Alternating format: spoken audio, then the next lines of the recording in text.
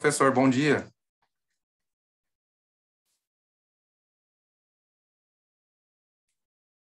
Seu microfone tá mudo, não sei. Bom dia, Alexandre, né? Tudo bem? Tudo bom, professor? Tudo bem por aí. Tranquilo, graças a Deus. Estamos todos preparados aí para mais uma moderação? Opa, vamos lá. Deixa eu só ver aqui.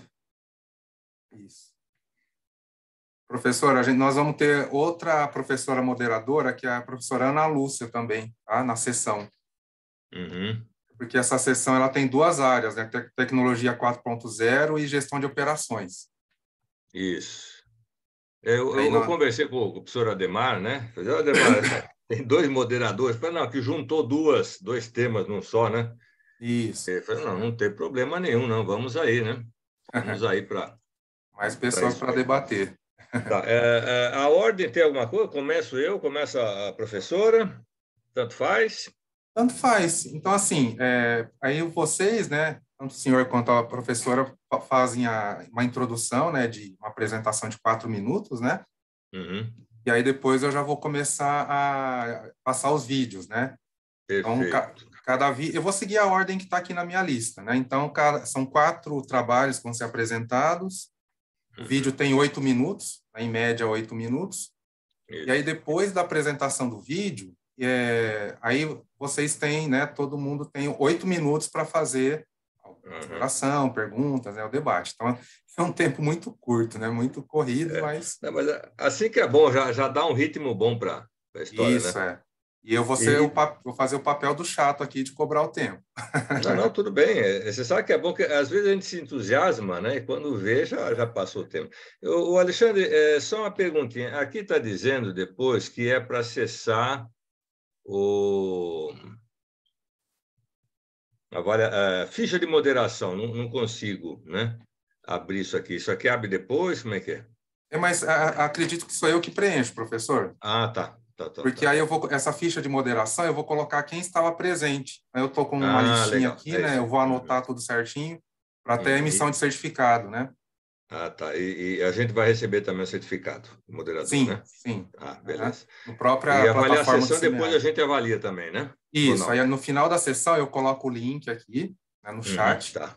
e aí Beleza. todo mundo avalia a sessão. E também eu vou Uhum. colocar o link da sessão de network. Então, por exemplo, se às Uhum. vezes essa discussão quiser se estender, né, continuar, e tem uma sala só para Ah, tá, discussão. Aí eu entendi. coloco o link também. Perfeito. Outra coisa, você me falou para fazer a apresentação, essa apresentação é de nós, o que que nós somos, o que que a gente faz, da onde que vem, é isso aí? E também das boas-vindas, né, para o pessoal que Ah, sim. está apresentando. Eu Uhum. acredito que essa sessão vai ser só virtual. Isso, é só virtual. Não É. tá, Ah, não é, legal. ela não está Uhum. híbrida. Mas, assim, se tiver algum presente, né, algum Uhum. visitante, né, assistindo às apresentações, Perfeito. e os próprios apresentadores do trabalho, né? Então, é mais dar umas boas-vindas, né? Uhum. Agradecer, né, a Perfeito. presença de todo mundo e tudo mais. Uhum. Podem se apresentar.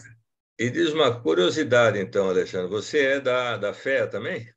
Eu sou da FEA Ribeirão Preto. A FEA Ah, é legal. USP, né, Ribeirão.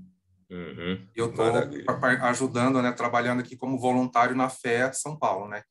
Eu sou da Faculdade Perfeito. de Administração. É. Eu conheci uma professora que uma vez foi fazer uma visita para a gente lá em Campo Grande, né, Mato Grosso do Sul, que agora não estou lembrando o nome dela lá agora. Eu lembro bem número, né? Eu sempre trabalhei com número. Nome é uma desgraça. Putz, Mas ela é da FEA São Paulo? não, Fé é Ribeirão. Ribeirão. Ah, tá. Agora não me A minha, lembro a dela. minha orientadora, ela se chama Silvia, né? Silvia Pádua. E é no Será que doutorado, é né? essa? É meio loira? Ela é loira. Então, será que. Ela é da área a minha área de pesquisa junto com ela é na área de BPM, né? Gerenciamento de processos de negócio, Hum, professora Silvia. E a minha hum, orientadora no mestrado foi a professora Simone Galina, que é da área de inovação, internacionalização de empresas, né? uhum. Então, assim, são as duas que eu tenho mais. Lógico que acho que eu conheci quase todos os professores de administração lá, fazendo as disciplinas, né? Mas as duas foram como orientação. O senhor é Não. de Mato Grosso do Sul, né? Olha, Universidade Federal Mato Grosso do Sul.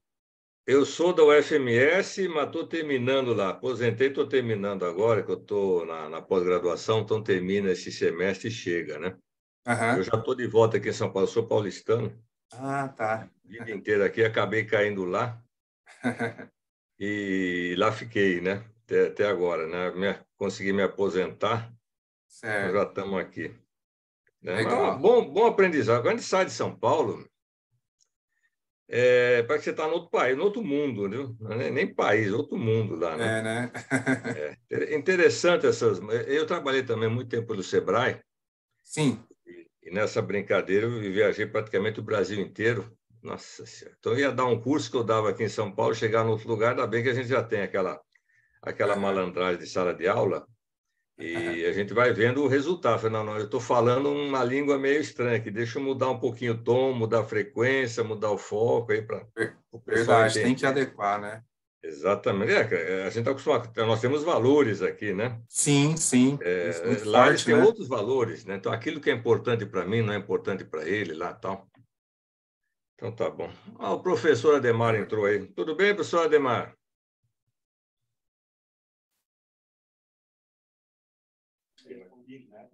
Bom Professor dia, Alberto Ademar. Aguirre, né? Professor Alexandre, bom Bom dia dia. Bom a dia. ambos os professores, né?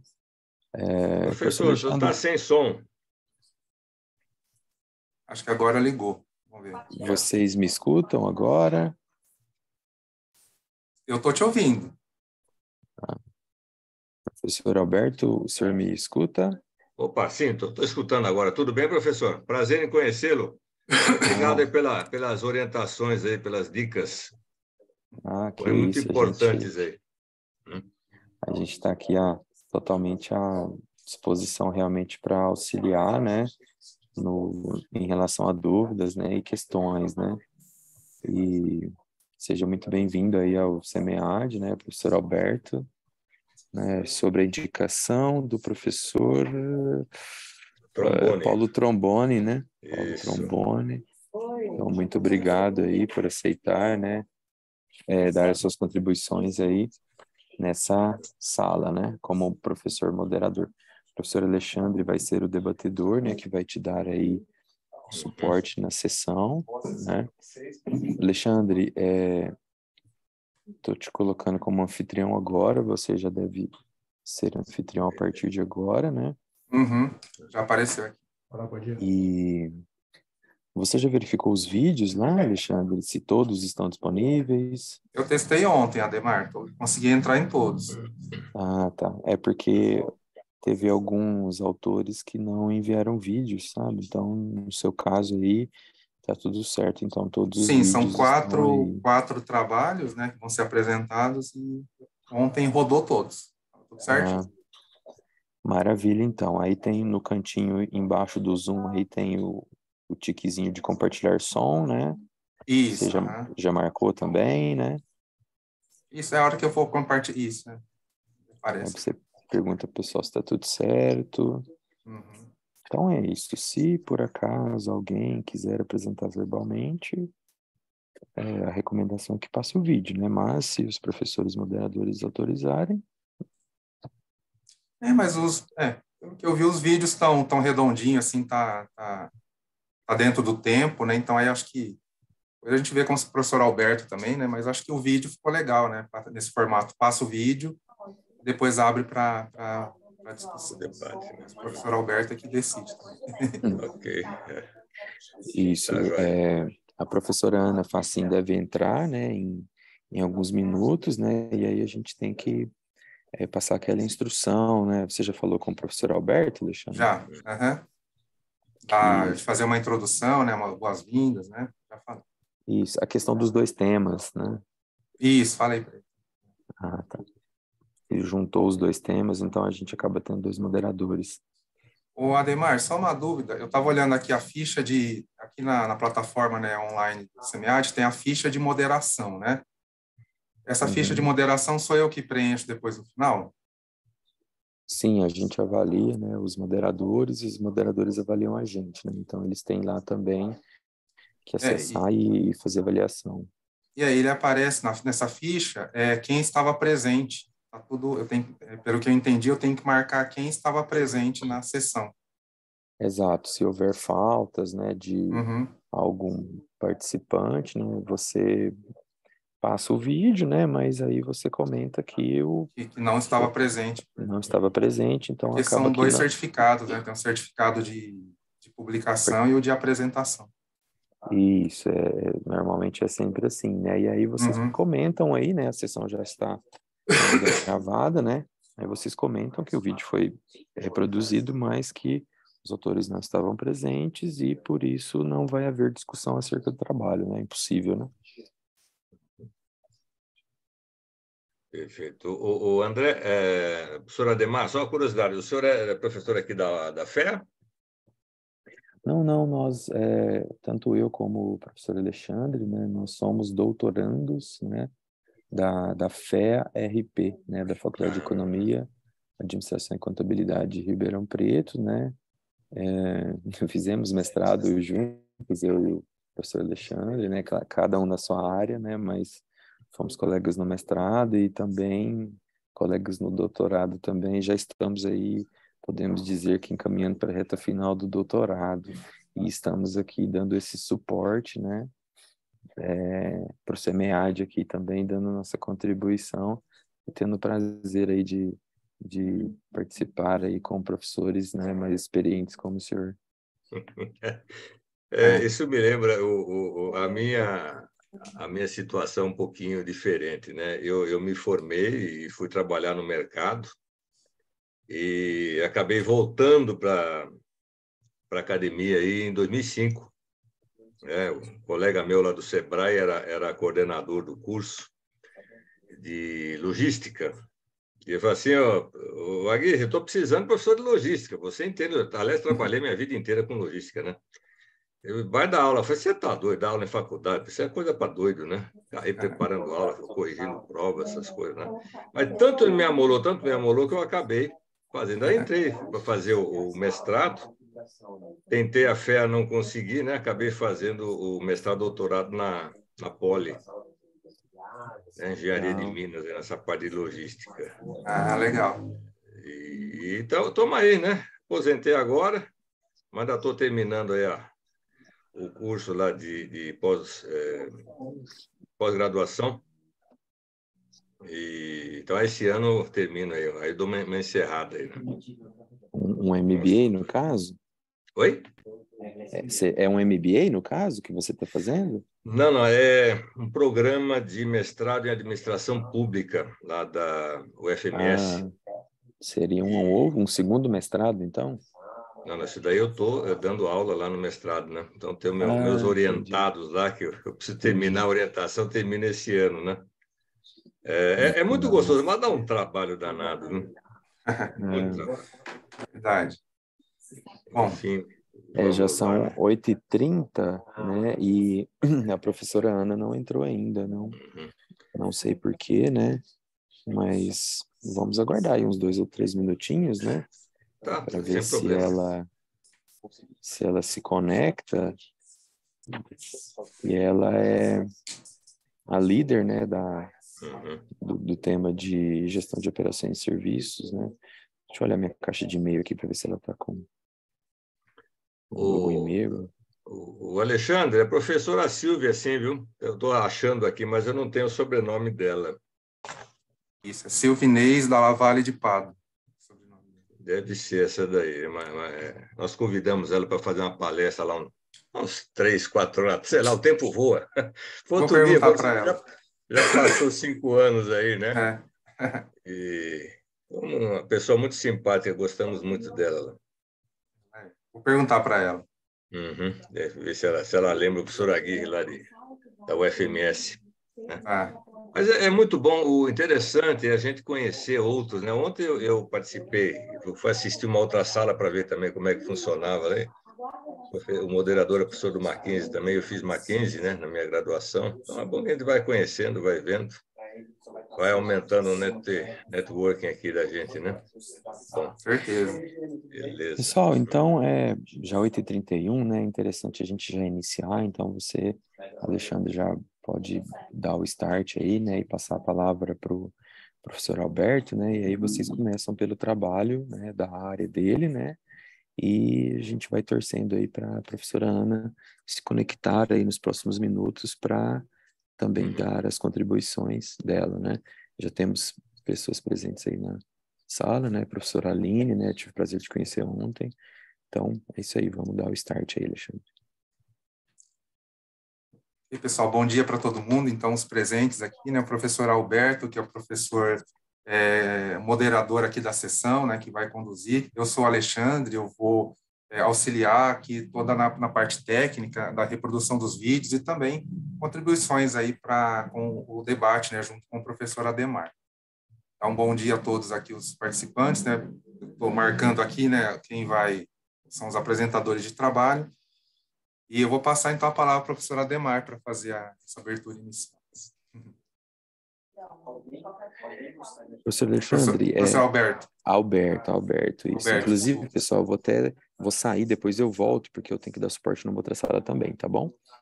Então, que tenhamos todos uma ótima sessão. Ok, obrigado, professor Ademar.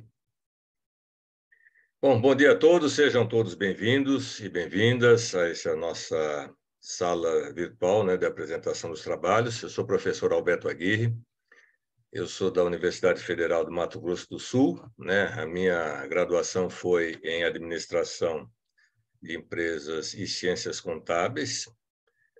A minha pós-graduação foi em Logística, né, que eu fiz Engenharia de Minas aí na Poli, na USP. E meu pós-doutorado foi na FEA, com o professor Paulo Tromboni, sobre logística também, né? Os desafios logísticos e as soluções logísticas para viabilizar negócios, né? Longe dos seus locais de consumo. Então, foi muito proveitoso, né? E hoje nós estamos aqui para avaliar aí os trabalhos de vocês, né? Nós temos aí 2 temas, tecnologia 4.0 e gestão de operações. Então, vamos começar com o tema aí de tecnologia 4.0, né? De serviço com tecnologia blockchain como ferramenta para rastreabilidade em cadeias de suprimentos de leite. Perfeito, então, Alexandre? Podemos Ótimo, começar? professor. Vamos começar. Então, pessoal, só para a dinâmica da sala, então, né, eu vou reproduzir aqui os vídeos, né, disponibilizados pelos os participantes aqui. Então, o vídeo ele tem em média 8 minutos. E aí depois, então, terminando o vídeo, a gente passa para a sessão de discussão, que também serão 8 minutos, né? Então, meu papel aqui também é de controlar o tempo, então, se eu precisar, por acaso, eu vou mandar aqui um recadinho no chat, né? Ou se não, até ligo o meu microfone para poder lembrá-los também, tá certo? Então, eu só vou pedir agora essa reprodução inicial para ver, só para conferir se está tudo certinho o som, se todo mundo está conseguindo ver, né? Só para a gente...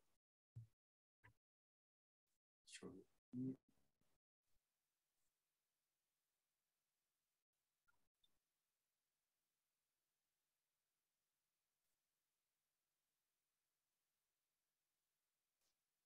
Vocês estão conseguindo ver minha tela, ouvindo o áudio? Deixa eu só ver aqui.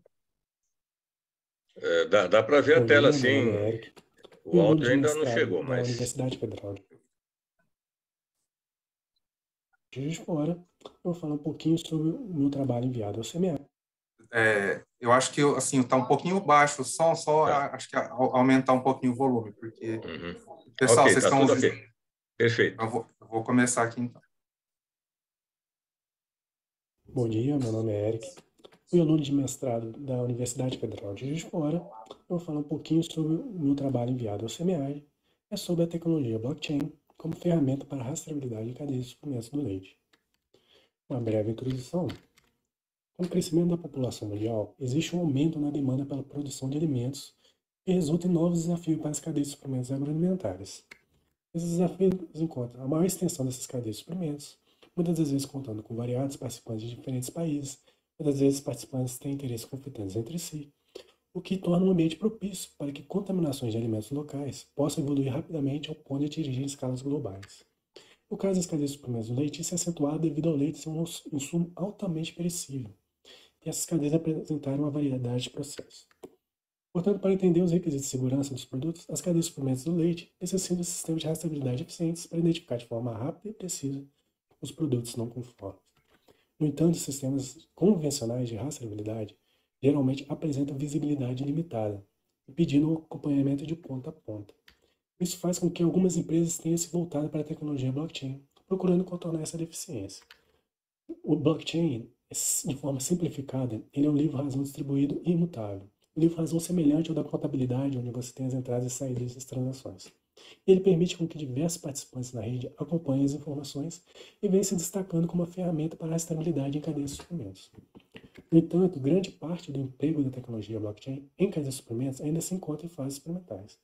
Então, levando em consideração o que foi apresentado aqui, surgiu o objetivo dessa pesquisa: identificar e avaliar quais os benefícios do emprego da tecnologia blockchain como ferramenta para a estabilidade em cadeias de suprimentos do leite. Em relação à metodologia, esse é um trabalho teórico, uma revisão, foi realizada no Science Direct, no Scopus e no Web of Science, onde se utilizou nos títulos, resumos e palavras-chave as seguintes palavras: blockchain, or shared ledger, ou distributed ledger, porque são sinônimos, em supply chain, em data, em traceability. O objetivo foi realmente fechar em cadeias de suprimentos do leite. Foi realizado no dia 23 de 2 de 2022, resultando em 8 trabalhos. Como foi um baixo número de trabalhos, essa pesquisa foi expandida para o Google Scholar e resultaram em 12 trabalhos. A análise foi feita através da análise de conteúdo de Bardan.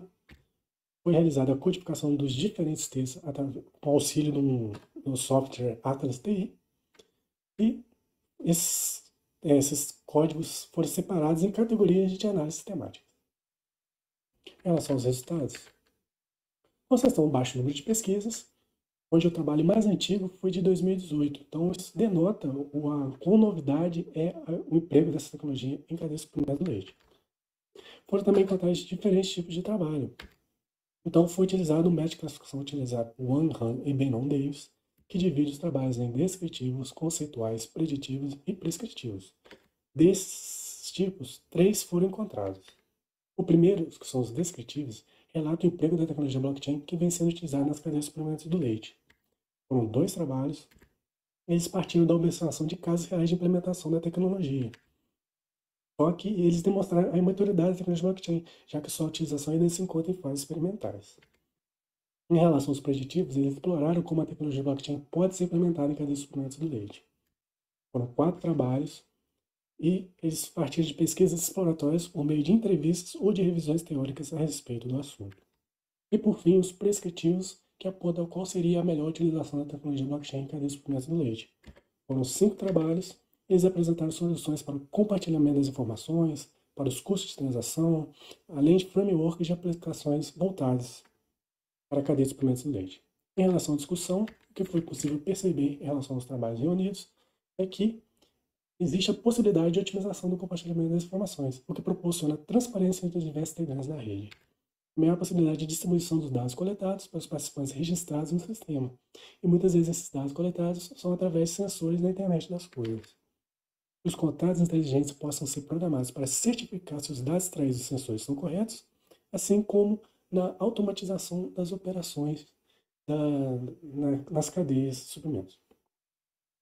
No trabalho foi possível também dividir os benefícios para cada elo da cadeia de suprimentos do leite, desde a fazenda até o consumidor final. Em relação aos desafios percebidos, esses desafios são divididos em desafios técnicos e desafios de governança. Em relação ao desafio técnico, foi destacado referente à escalabilidade da tecnologia blockchain. Ou seja, que a tecnologia mantém a performance com o aumento do número de participantes na rede. Afinal de contas, as cadeias de suprimentos exigem um alto número de transações por segundo, então existe essa preocupação se o blockchain conseguiria atender com o aumento dos participantes nessa cadeia. Portanto, no entanto, o Cassino diz que isso pode ser contornado ao se utilizar um blockchain permissionado ou adotar modelos de blockchain híbridos. E o desafio mais destacado está relacionado aos modelos de governança. Ou seja, existe um obstáculo em se adequar aos requisitos regulatórios em que as cadeias de suprimentos do leite estão submetidas, além da dificuldade em se estabelecer quais dados devem ser compartilhados e para quem. E existe a resistência entre os diversos participantes em compartilhar dados específicos, com receio de expor segredos comerciais. Então, um grande desafio é encontrar um equilíbrio entre o total compartilhamento das informações, que é preconizado para você ter os benefícios com a tecnologia blockchain, e a ausência desse compartilhamento de forma a atingir um grau necessário para que a tecnologia seja eficiente. E possíveis aplicações para as cadeias de leite e suplementos no Brasil. Existe a possibilidade de aprimorar as políticas de pagamento pela qualidade do leite brasileiras, o que gera ganhos tanto para a indústria, que passa a receber um leite em melhores condições, quanto para o produtor, que passa a receber um valor maior pelo leite fornecido. Assim como também pode servir como uma ferramenta para auxiliar na certificação de origem dos derivados lácteos nacionais, dando mais credibilidade aos produtos que apresentam denominação de origem controlada, como os queijos produzidos na Serra da Canastra. Os trabalhos defendem que órgãos reguladores ou de certificação possam fazer parte como um dos elos dessa cadeia, recebendo essa informação distribuída. Facilitaria essa certificação de produtos. No entanto, no caso do Brasil, grande parte do leite produzido origina-se da agricultura familiar, o que pode ser inviável se der o emprego dessa tecnologia para os pequenos produtores. Afinal, o blockchain exige uma infraestrutura de TI adequada. Em relação às considerações finais, foi percebido o benefício do uso da tecnologia blockchain e contratos inteligentes para a rastreabilidade em diversas etapas da cadeia de suprimento do leite, principalmente quando são aplicados em conjunto com os sensores da internet das coisas. Também existe a possibilidade de se acessar o histórico dos produtos de ponta a ponta, aprimorando a identificação dos produtos defeituosos ou fontes de contaminações, agilizando as operações de recall. Destaque-se os desafios técnicos e de governança decorrentes da imaturidade da tecnologia. Esse trabalho apresentou como limitação o baixo número de artigos encontrados nas bases de dados utilizadas. E, por fim, sugestões para as pesquisas futuras. Fica o estudo sobre a viabilidade do emprego dessa tecnologia no Brasil, levando-se em conta a limitação dos recursos de grande parte dos produtores rurais, o estudo sobre o equilíbrio entre governança e descentralização das informações e a adequação dos modelos de negócio com o uso da tecnologia blockchain. É isso. Obrigado.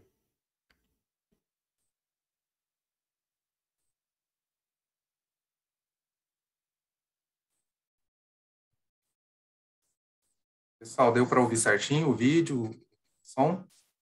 Bom, Perfeito. Gostaria de dar um bom dia à professora Ana Lúcia. Bom dia, professora. Com um certo probleminha para acessar o Zoom, mas agora desculpa. Ok, boa, professora. Nós estamos aqui junto com o professor Alberto. Então, a senhora, né, e o professor Alberto são os moderadores da sessão, né, porque ela tem dois temas, né, tecnologia 4.0 e gestão de operações e serviços, ok? Bom, eu gostaria de também dar um bom dia aqui ao Eric, né, e ao Rodrigo, que são os autores do trabalho, né, que acabou de ser apresentado aqui. Então, passo a palavra aí para o professor Alberto e a professora Ana Lúcia para comentários aí com relação ao artigo. Professora Ana Lúcia, né, como diz o protocolo da boa educação, né, primeiro as damas, né, gostaria que a senhora começasse, então, né, a fazer algum comentário, alguma contribuição aí para a gente depois continuar, então, né? Seja muito bem-vinda, prazer conhecê-la, né? Depois a senhora me diz da onde que é, né, para a gente se situar melhor aqui, né, que esses encontros nacionais e virtuais aqui, tem gente do mundo inteiro, a gente pensa que está falando com o vizinho, está falando com alguém lá do outro lado do mundo, né? Ok? Eu sou professora no programa de pós-graduação, mestrado e doutorado em Engenharia de Produção da Unip e no mestrado profissional da Unesp, de Guaratinguetá, da FEG. Eu faço parte de um grupo de pesquisa também aí na USP, na FEA, ele se chama Bridge, que está estudando um conceito que a gente chama de ecossistemas de inovação, ecossistemas de empreendedorismo, ecossistemas de conhecimento. E a gente vem fazendo estudos em empresas para estudar como que esses ecossistemas de empresas estão se formando para colaborar, né? Empresas colaborando entre si.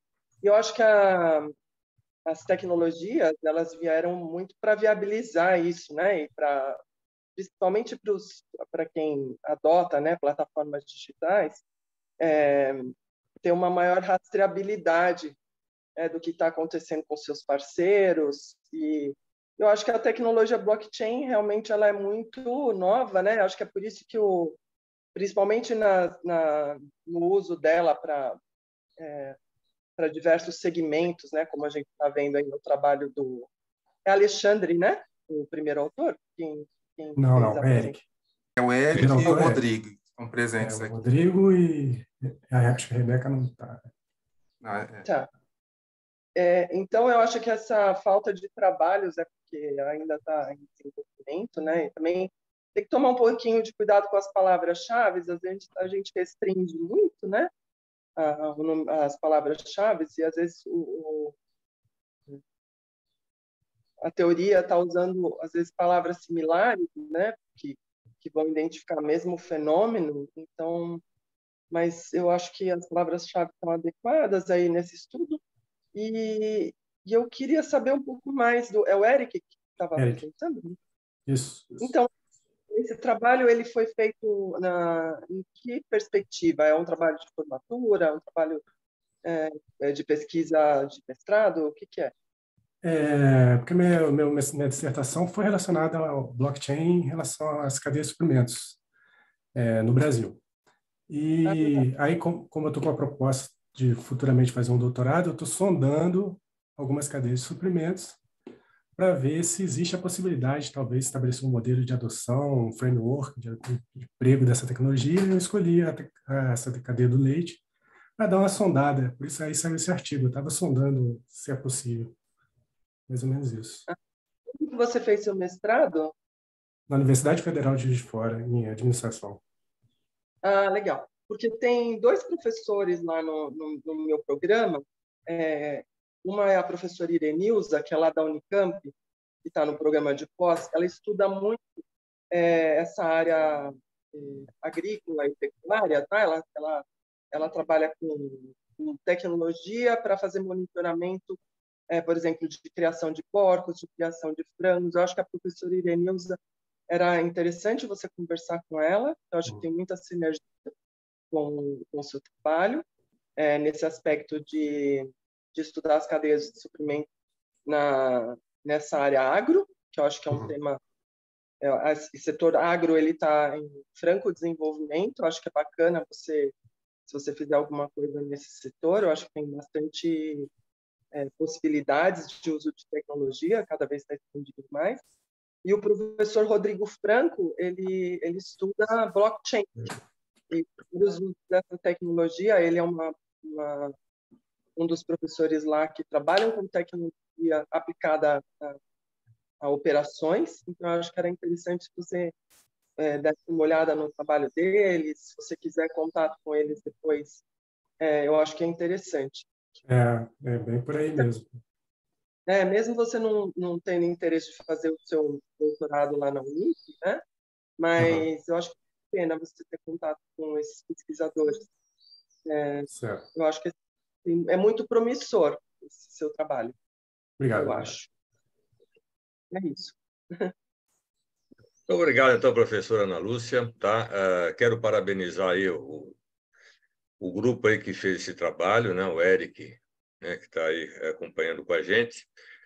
Eu fico feliz por 2 coisas. Primeiro, que se desenvolva um trabalho de pesquisa com tecnologias novas, né? Blockchain é uma tecnologia nova, está começando, está engatinhando, e através das pesquisas que vocês fazem, isso vai enriquecendo muito, né, a academia, né, e todo o mercado do agronegócio, porque é uma coisa muito importante, né? E segundo, né, meu motivo de alegria é que o tema é pertinente, o tema é atual, o tema é importante, né? Não só restrito à academia, mas também à vida prática do agronegócio, né? Realmente, a introdução de vocês está muito boa, né? Com o aumento da população, a necessidade de alimentos está cada vez maior, então nós temos que fazer com que se consiga alimentar a tudo e a todos. E isso exige tecnologia, né? Ainda bem que a teoria de Darwin aqui já foi ultrapassada, senão já tinha, todos nós estávamos mortos aí, né? Com as progressões aritméticas, né? E isso me faz lembrar também, Eric, que o meu começo de carreira, eu trabalhei numa empresa de laticínios. E isso me lembra também, eu trabalhei com a parte da logística de saída, né, distribuição física. Então, uma vez que as fábricas faziam, né, os leites em pó, daí para frente era conosco, né? Tirar da fábrica, levar para as filiais, entregar para os clientes. E, importantíssimo naquela época, nós estamos falando isso no começo dos anos 70, em que não havia prazo de validade, não havia nada, mas a Nestlé era uma empresa muito séria, e até hoje então, a gente tinha que dar rastreabilidade para o produto. Então, o lote, a data de fabricação, de que fábrica que saiu, para que filial que foi, quando que foi levado ao cliente, que cliente que tinha, porque nós tínhamos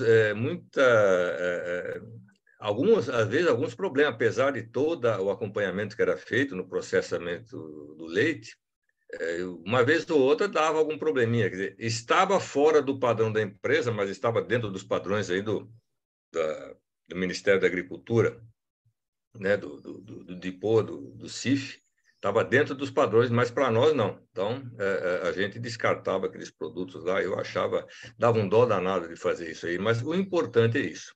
O trabalho de vocês está muito bem feito, a teoria realmente é nova, as bibliografias são novas, né? Acho que a mais antiga que você tem 6 anos.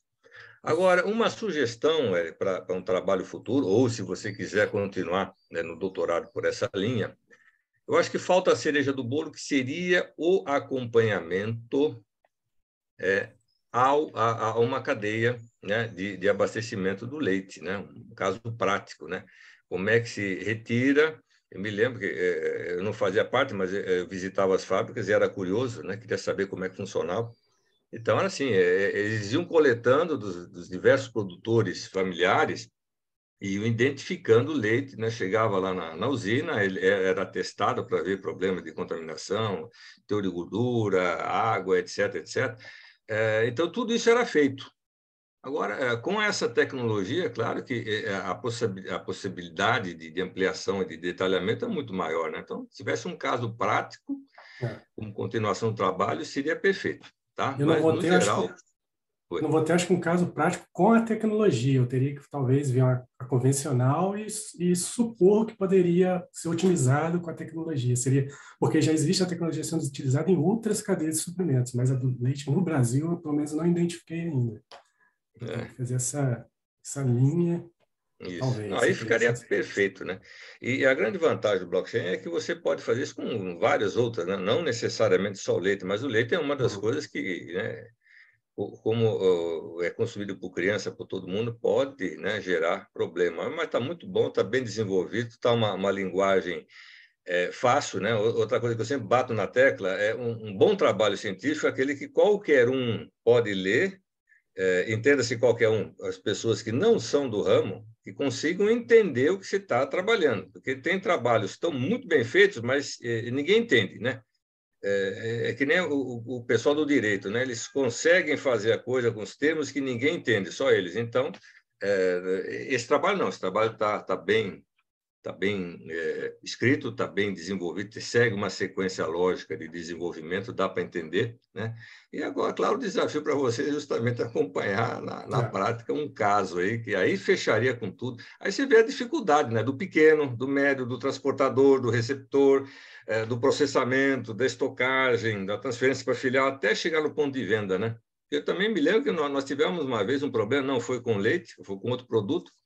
Aqueles clientes malandros que compram de terceiros, produto vencendo, e depois pedem para que a empresa troque, né? E caiu na minha mão, a quantidade era meio alta, eu falei, não, isso aqui, eu não me lembro deste lote passar por aqui. Eu fui rastrear, realmente era da filial de Minas Gerais, e o cara fez uma malandragem toda, e eu fiz um relatório, e olha, esse cliente não merece nosso cliente, eu não vou trocar nada, e olha, tira ele da nossa... Né? Agora, se você não tem esse sistema de rastreabilidade, é complicado. Tá? Mas parabéns, Obrigado. Trabalho muito bem feito, muito interessante, muito útil também, né? Não só para a academia, mas para o agronegócio. Bom, como eu disse, eu sou o controlador do tempo aqui também, né? Então, A gente tem esse tempo de 8 minutos, né, para discutir após a apresentação, mas ao final da sessão, né, depois da apresentação dos 4 trabalhos, nós temos por volta de 20 minutos para fazer um fechamento geral, né, juntando até as informações, né, alguma relação entre os trabalhos apresentados. Mas obrigado, Eric. Vamos continuar aqui, aí no final a gente volta a discutir. Bom, a ordem de apresentação, posso seguir a ordem que está aqui na listinha do... Próximo trabalho seria autoatendimento no food service, análise das vantagens adquiridas em um food hall. Pode ser? Posso seguir essa sequência? Perfeito, vamos lá. Então, esse é o trabalho. Quem está presente aqui? A Rebeca. Vou colocar aqui, então.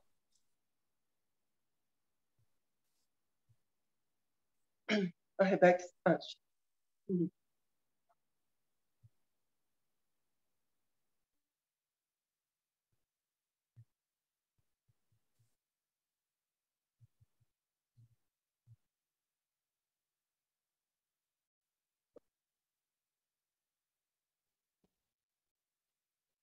Olá, meu nome é Rebeca Serafim e eu vou apresentar o meu trabalho intitulado Autoatendimento no Food Service, Análise das Vantagens Adquiridas em um Food Hall, com a autoria do Samuel Bonato, Vanessa Youngs e Gilneide Moura.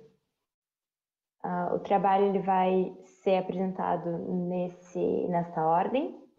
E o contexto, começando por ele, é de um food hall que é estabelecido no extremo sul do país, no estado do Rio Grande do Sul, e oferta aos clientes pizzas no estilo napolitano, hambúrgueres do tipo smash e cervejas de produção própria no formato on tap, na torneira.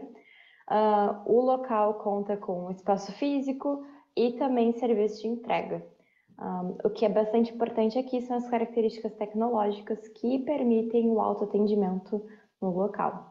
E por conta disso se diferencia de outros negócios locais de mesmo porte. Aqui o problema objetivo do trabalho são, primeiramente, quais seriam os ganhos então da implementação do autoatendimento em pequenos negócios do ramo de food service. E, por outro lado, o objetivo, então, seria explorar os ganhos da inserção desse processo de autoatendimento dentro do contexto do negócio no setor de food service, de um restaurante na cidade de Rio Grande.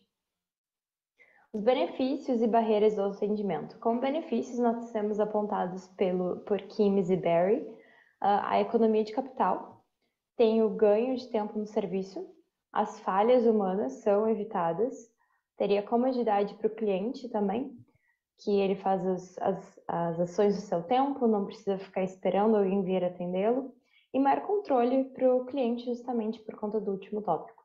As barreiras, por outro lado, apontadas por Bittner et al., seria educar o cliente, então o cliente precisa aprender a utilizar o atendimento dessa maneira, e também teriam indivíduos que não lidam bem com a tecnologia ou também não estão abertos a novas experiências, a novas maneiras de interagir no estabelecimento. O método utilizado aqui foi a cronoanálise, por conta de observar qual seria essa redução de tempo, né? Quanto que está economizando, facilitando pelas decisões tomadas e implementadas até o momento no quesito do autoatendimento. O diagrama de espaguete também foi adotado para mostrar de forma mais visual o processo que os clientes vão fazer saindo da sua mesa e indo até uma dessas 5 ações observadas, seja pedir nos toppings de autoatendimento da hamburgueria ou da pizzaria, ir lá servir cerveja, servir drinks, fazer recarga, retirada do alimento, ou então voltar com retorno à sua mesa, né? Então tá tudo aqui mostrando o caminho feito pelos clientes no local. Aqui os dados do impacto do autoatendimento, nós temos a média por ação. A ação mais demorada é a de recarga e a mais rápida é da retirada. É interessante mostrar aqui que ambos os totens e as ações com bebidas, elas possuem valores próximos, o que faz sentido porque são situações parecidas. Aqui a tabela de dados das torneiras de chopp e de drink, então cruzando os dados mostrando os dias que foi observado em loco e os litros de chopp vendidos. Aqui é a mesma coisa, só que em número de pedidos, né, para pizzaria e para hamburgueria. E, por fim, os itens vendidos com o cruzamento dos tempos médios obtidos. E, por fim, um total de 21 horas, né? Um pouco mais de 21 horas. Isso se a gente pensar que o tempo de serviço são 6 horas por noite, nós teríamos necessidade de contratação de 4 pessoas para atender como garçom no local. Por fim, nós temos considerações finais. Os 3 restaurantes eles se beneficiam bastante em estar num food hall, tanto com o atendimento do cliente automatizado, em termos de economia, né, porque não tem que contratar mão de obra direta, tanto quanto fortalecimento da marca, porque as marcas acabam sendo opções, né, e acabam se complementando dentro do mesmo local. Os clientes, foi verificado que passou por esse processo de serem educados, e o serviço de autoatendimento foi bastante aceito pelo público.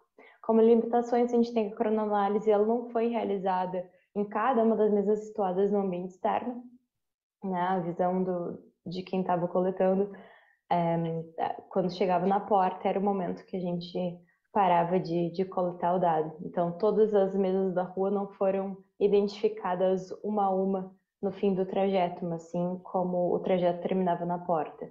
Então, isso provavelmente alteraria um pouquinho os dados. E por conta da situação da Covid, né? Foi um fator externo, provavelmente afetou bastante a frequência de clientes na casa durante o momento da realização dessas coletas do trabalho. Obrigada.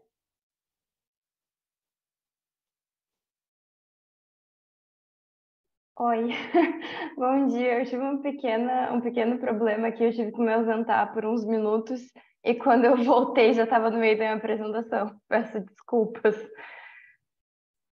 Eu vi a apresentação do colega e depois eu retornei e já estava no meio da minha.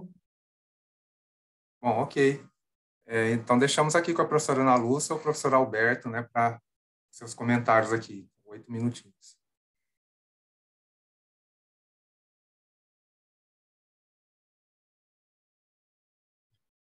Está com o microfone desligado, professor. Desculpa. Obrigada, Rebeca. Eu tive a oportunidade aí de conversar com a Rebeca, né, no dia 9, né, a Rebeca foi escolhida para participar da sessão Sapiens, né, e a gente já teve a oportunidade de falar bastante sobre o trabalho, a gente ficou conversando uma meia hora, mais ou menos, né, Rebeca? Então, o que eu salientei, basicamente, é que eu achei a ideia, né, do food service com autoatendimento bem inovadora. Eu não sei se os demais participantes aqui da sessão conhecem outro semelhante, eu não conheço. Eu acho que esse sistema de autoatendimento aqui em São Paulo, por exemplo, ele já está sendo usado em supermercados. É mais um exemplo do uso da tecnologia, né?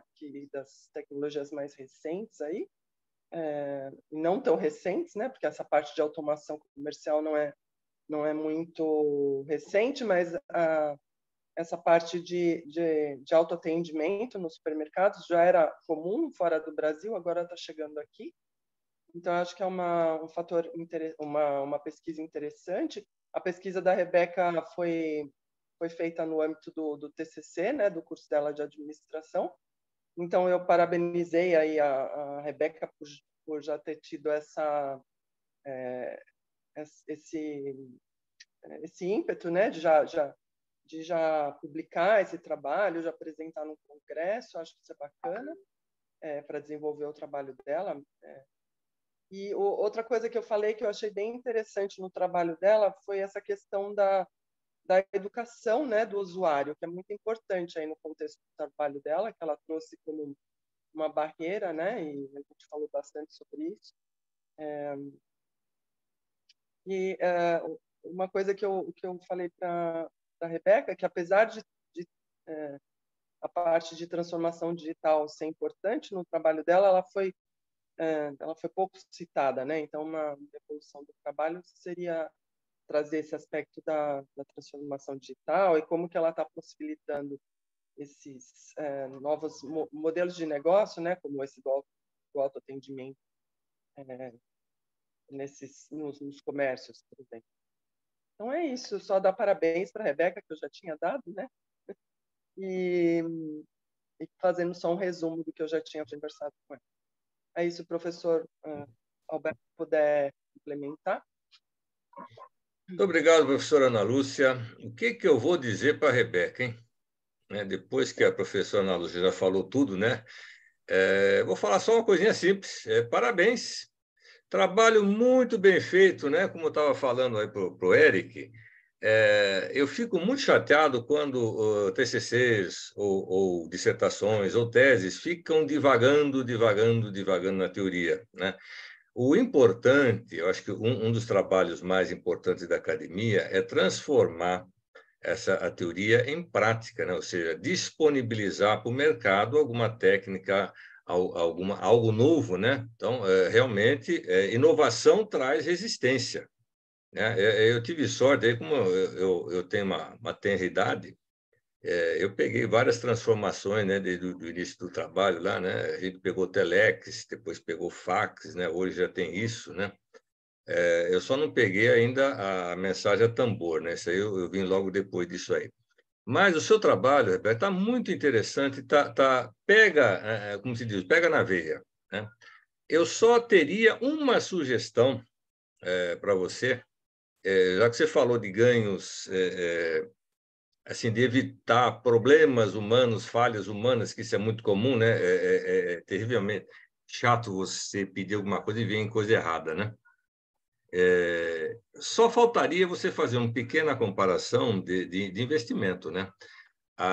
Aquilo que foi gasto em tecnologia, por exemplo, com os totens e com as recargas, quanto que custa e, se eu tivesse que empregar mão de obra, quanto que custaria essa mão de obra, né? Para fazer uma comparação assim, em X tempo, esse equipamento se paga. Porque mão de obra é caro, dá problema, esse ramo é terrível, eu conheço esse ramo de perto, né? Já fui empresário desse ramo aí de fast food, meu Deus do céu, mão de obra dá vontade de chorar, né? E o seu trabalho está bem resumido, o teu diagrama de espaguete está fabuloso, a parte lá de fora não tem problema, não vai trazer grandes diferenças nisso tudo, né? Mas talvez complementando esse custo, né, para a gente ter uma ideia, seria bem interessante, né? No geral, muito bem feito, muito desenvolvido, gostoso de ler, entendível, linguagem muito boa. Então, parabéns, continue por aí, por essa linha que você vai longe aí, tá? Parabéns e um abraço. Muito obrigada. E temos um minutinho aqui ainda. E, Rebeca, então, esse trabalho foi um TCC de graduação? Isso, E você... Eu me formei ano passado, em novembro do ano passado. Legal. Novembro do ano passado. Eu acho que eu devo ter apresentado em outubro ou setembro. E você tem planos de continuar com essa pesquisa, até num processo aí de mestrado? O que você está pensando em fazer? A gente conversou sobre isso ontem também, eu e a professora Ana Lúcia. Acontece que a administração é a minha segunda graduação. Eu sou, na verdade, professora de inglês. Eu sou formada e tenho especialização em linguística pela mesma universidade. Sou formada em letras, português e inglês.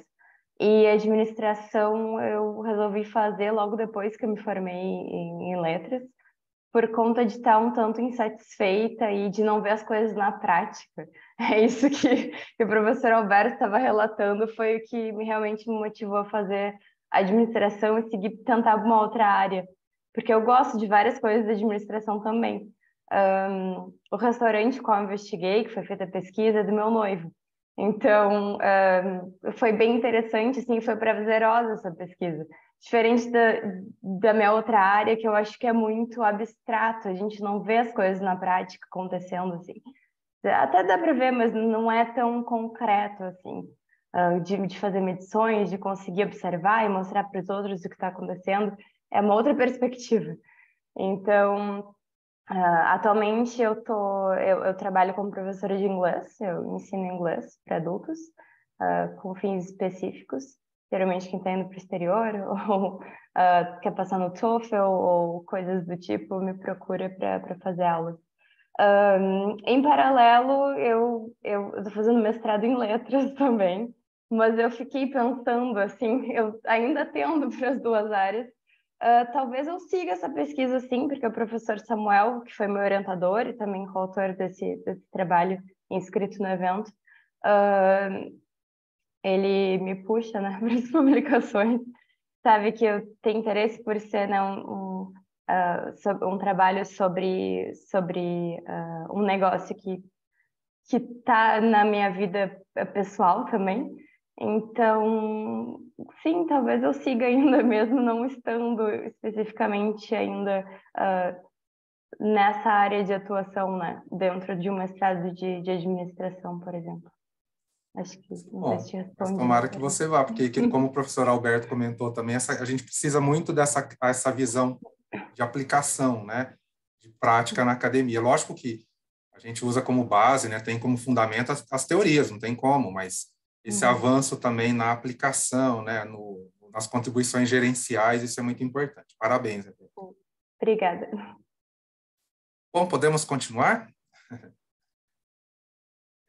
Na minha listinha aqui, o próximo trabalho é a implantação de PSS, um estudo de caso no segmento pneumático. Acho que a representante aqui é a Aline, é isso? Tá aqui, né? Isso, Alexandre. Bom dia. Bom dia. Então, eu vou colocar o vídeo aqui.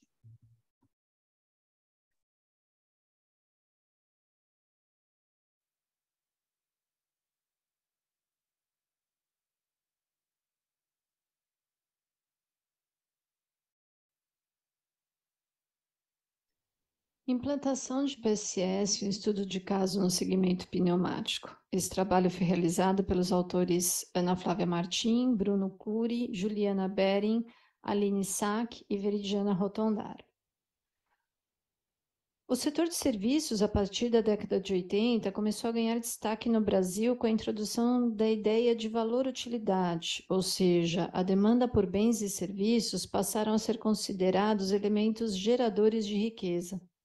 Em consequência, um número cada vez maior de empresas de manufatura passou a adotar uma parcela de serviços ao seu produto, oferecendo assim uma solução aos seus clientes. Esse modelo de negócio ele é conhecido como Sistema Produto-Serviço ou Product Service System.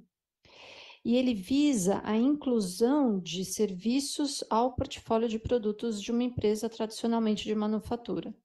Isso é motivado por questões estratégicas da empresa, por demandas do cliente ou por redução do impacto ambiental, pensando aí no ciclo de vida de um produto que não é mais de propriedade do cliente, e sim do fabricante, que tem uma possibilidade de descarte, de reutilização muito maior desse produto. Os desafios para as empresas são aumento de investimento, porque antes ela tinha toda uma estrutura focada em produto, precisa se reestruturar, marketing, engenharia e as diversas áreas da sua organização para a venda de serviços, a venda de solução, mudança no perfil de risco, né, porque vai depender de quanto durar esse contrato, do volume contratado, da solução proposta, e a quebra de paradigma, de olhar aí a sua solução, olhar a sua empresa aí como uma provedora de solução e não mais uma fabricante de produto.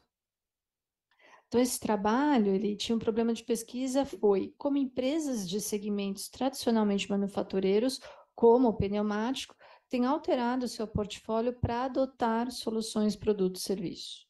Assim, o objetivo foi investigar a aplicação de um sistema produto-serviço em uma empresa do setor pneumático.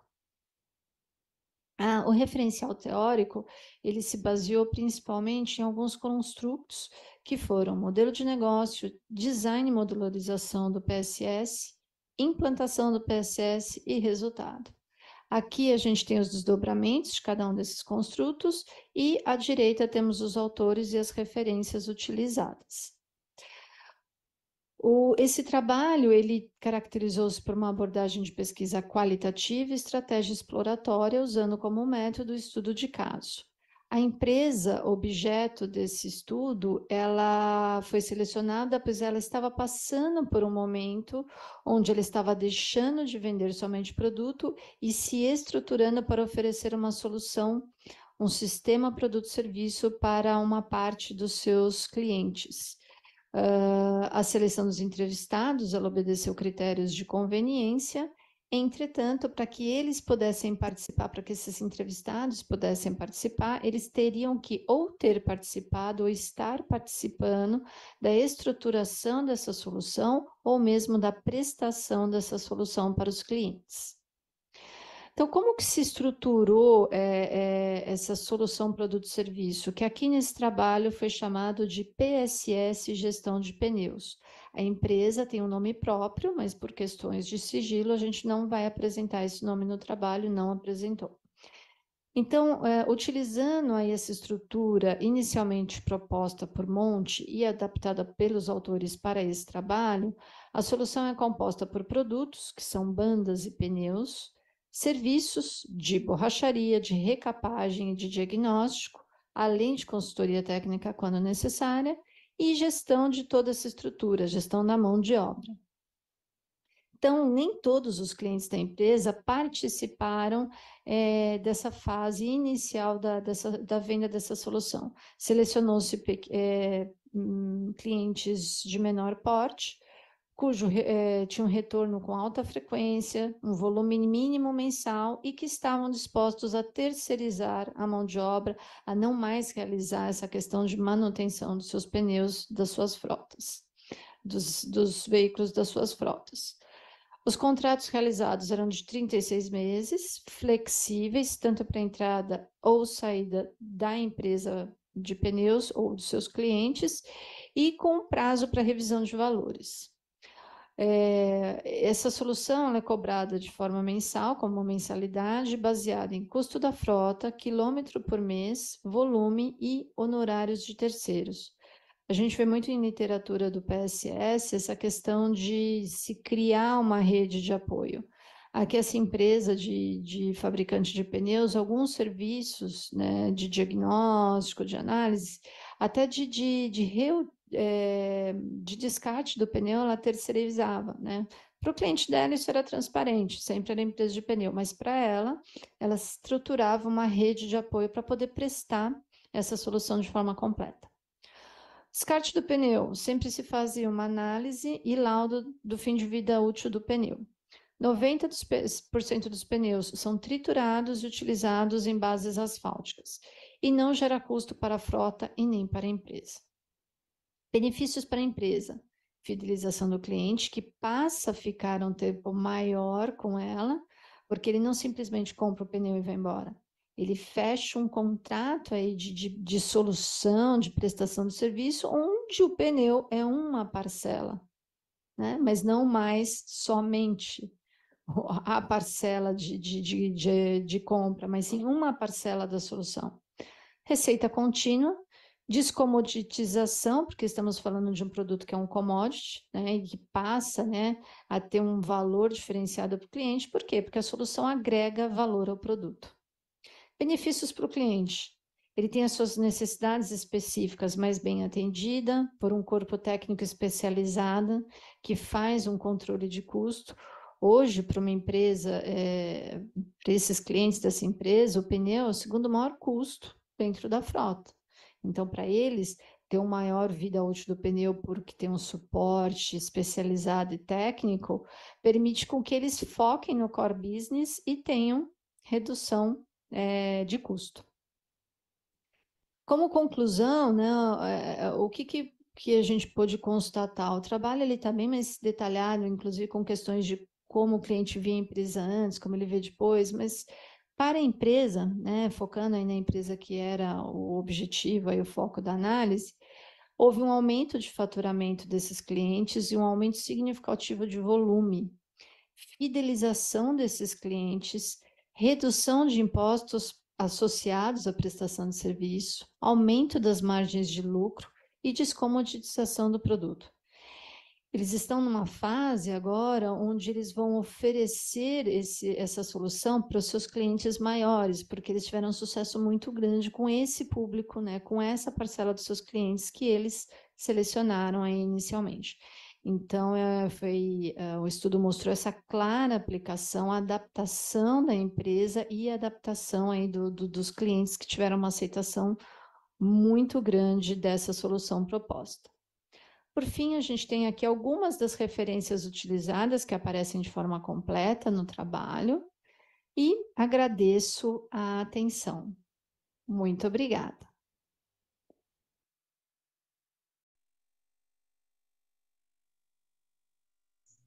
Professores. Quem está representando aí a equipe, o grupo, né, que trabalhou nessa pesquisa é a Aline, né? Quem falou foi a professora Veridiana. Eu conheço a Aline, conheço a professora Veridiana. Elas trabalham com essa literatura já há algum tempo, né? E eu queria eu só queria saber, Aline, essa pesquisa ela foi de alguma aluna, da professora Veridiana? Qual que é o contexto aí da pesquisa?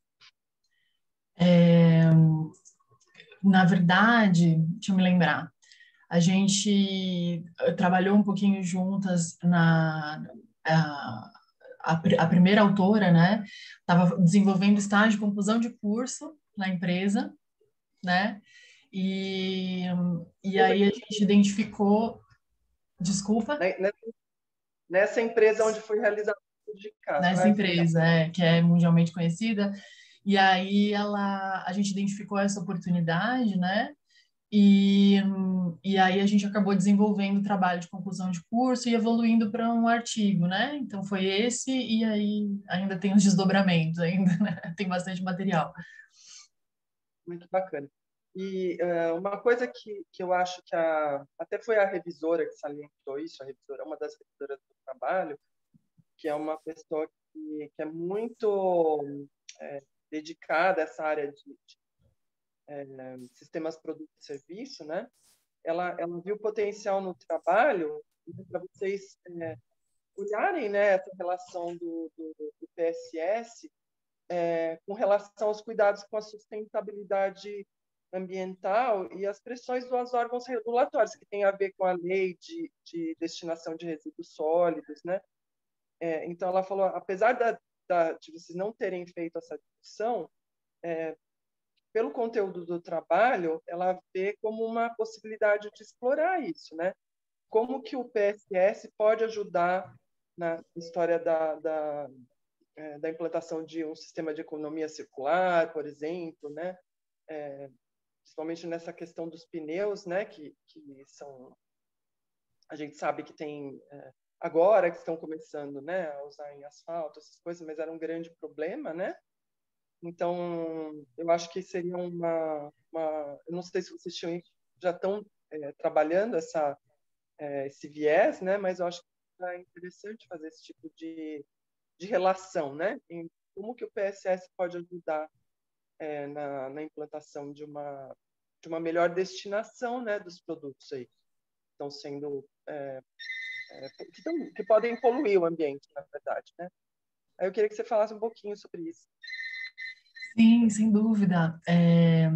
Na realidade, é um outro recorte, né, do mesmo material, que eu falei, tem bastante material para trabalhar.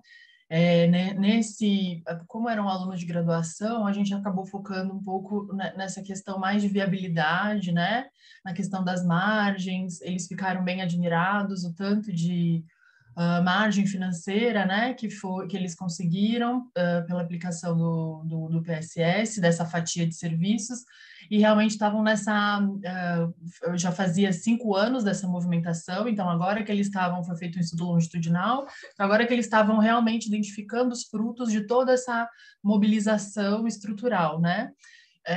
Então, só esse é o recorte. Então, na verdade, para esse artigo, a gente acabou fazendo um recorte mais simplificado, né?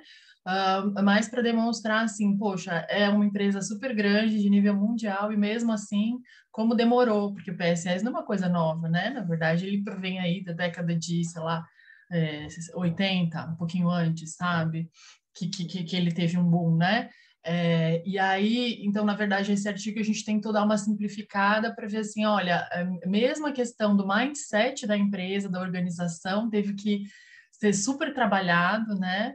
E mesmo a questão, até a gente colocou aí no texto, a questão mesmo que nem a Rebeca trouxe, né, da indústria dos totens, da questão da informatização, eles precisaram trabalhar dentro de um pacote mesmo de suporte de software, né, para fazer esse controle, porque é uma coisa médio simples, na verdade, né, porque desse controle depende as margens, né, de financeiras, eu digo. Então, na verdade, esse artigo ele focou mais nessa questão assim desse ganho e dessa mobilização da organização. E aí, a partir desse momento que a organização já entendeu que é esse o caminho, né, para eles se diferenciarem dentro do mercado de pneus, aí a gente está começando a trabalhar nesses outros periféricos, né, que na verdade hoje em dia a gente sabe que não são periféricos, haja vista essa necessidade urgente aí do Acordo de Paris da gente cumprir com as nossas metas. E então essa questão aí da análise ambiental, ela é fundamental. Eu acho que esse é o viés mesmo do conceito do PSS, né? É você conseguir enxergar mesmo esse life cycle, esse pensamento do ciclo de vida e se responsabilizar, né, por início, meio e final de vida. Então, a empresa ela acabou assumindo muitas responsabilidades e acabou tendo que definir várias parcerias. Então, por exemplo, dentro dos próprios clientes dela, ela teve que separar um espaço de um garagista, né? Uma pessoa ali com software para fazer esse tipo de controle, teve que fazer realmente essa articulação dentro de uma perspectiva de ecossistema de negócio, né? Porque daí eles também não têm essa expertise de borracharia ainda, eles não estão nessa perspectiva de verticalizar desse jeito, né? Então, ou horizontalizar, no caso, né, que é tomar conta de absolutamente tudo referente a isso. Então, eles estão fazendo várias parcerias e aí, eventualmente, descobrindo também quais são os maiores desafios na questão da capilarização, né, que é, poxa, eu vou ter que ter gente em vários pontos do estado, por exemplo, se eu quiser realmente fazer essa mobilização, essa modificação da estrutura do negócio, né? Então, eu vou ter que ter um controle muito maior de parceiros muito além da cidade de São Paulo da periferia, por exemplo, né? Então, acaba ficando assim, o potencial é muito grande, mas está migrando para uma área que, teoricamente, não é a expertise, porque o foco deles é pneu, na verdade. E eles só estão enxergando uma possibilidade, né? E aí, essa questão do ambiental também foi via parceria, né? Quer dizer, olha, eu não vou pagar para você pegar os pneus que eu aviso que estão virando resíduo, né? E você pode pegar esses pneus e fazer dinheiro com eles. Basicamente, essa é a parceria deles, né? A pessoa pega, pica e revende para a base asfáltica, né? Então, é o recorte da economia circular mesmo, assim, é o objetivo, né? Mas, assim, vou parar de falar, deu. Então, obrigada. Acho que eu sou muito fã, assim, né, dessa abordagem, tanto a abordagem de ecossistemas, que a gente super sabe, né, de circulares, quanto a abordagem do PSS, quanto essa questão da responsabilização, né, dos fabricantes, mas envolve, assim, muitas habilidades, né, de gestão, né, de parcerias, eventualmente de ganho mais no longo prazo, que nem eu falei, precisou de 5 anos para toda essa mobilização, para eles começarem a enxergar que realmente tem uma margem legal e que é um futuro, na verdade, né? Assim, é o presente deles agora, né? Obrigada, gente, desculpa. Bom, muito bem, Aline, né? Já deu para notar que você gosta de falar, você fala muito bem, né? O trabalho foi bem apresentado, né? Mais uma vez, útil. Aleluia! Né? Estamos com trabalhos proveitosos. Né? Eu também estou muito contente hoje, porque todo esse trabalho tiveram a ver com alguma fase da minha vida. Né? Eu trabalhei com logística há mais de 30 anos, fui gerente de frota, realmente se me lembra a bagunça que é aquele fundo da empresa, a garagem, a borracharia, a manutenção, essa coisa horrorosa. Quer dizer, você tinha que fazer as entregas, né, manter o fluxo constante de abastecimento dos clientes, tinha que retirar das fábricas, não podia deixar produto na fábrica, né, e a empresa era muito rigorosa. Eu produzo hoje, amanhã você tira, né? Amanhã o estoque é teu, te vira, né? E aquele eu tinha que saber para onde que eu ia mandar, quanto que eu ia mandar e tal. E pneus é um chute, né, no nosso traseiro aqui, que você tem que manter frota, qual é o caminhão dá problema, não sei o quê, terceiriza, não terceiria, a frota era própria. Então, hoje, há essa tendência das empresas venderem a solução, não vender só o produto. Quer dizer, você está jogando a bucha para o fabricante, que é, ou que deveria ser, teoricamente, a entidade que tem o maior conhecimento, né? Eu fabrico pneu, eu tenho que ver de onde é que vem as matérias-primas para fabricar o pneu e o que eu faço com esse pneu depois. Descartar nós temos hoje esse aspecto ambiental, coisa que há 30, 40 anos atrás a gente não tinha. Então, realmente um problema. E não é o core business da empresa, né? Nós temos que fazer o abastecimento. Esse negócio de ficar cuidando de manutenção, não sei o quê, era uma coisa que se desse para terceirizar.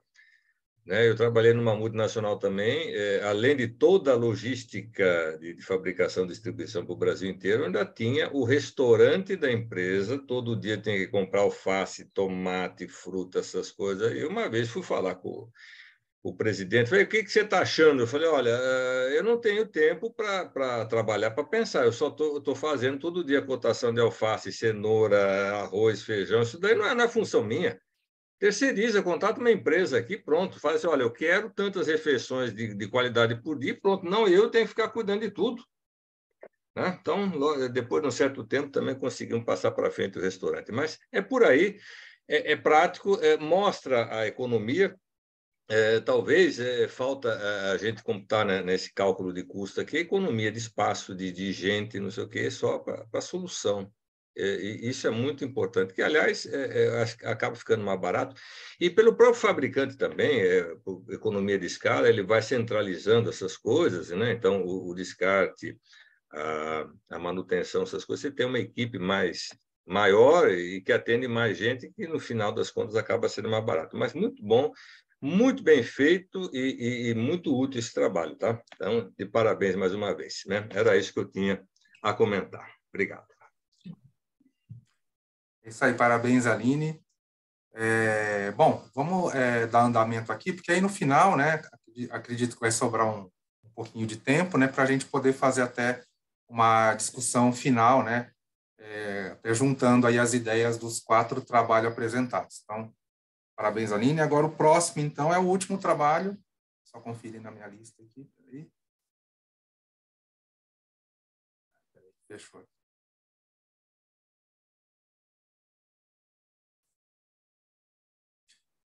Deixa eu só confirmar aqui. Renan, está nos ouvindo?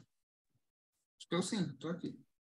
Bom dia, Renan. Então, Renan é o representante do último trabalho a ser apresentado.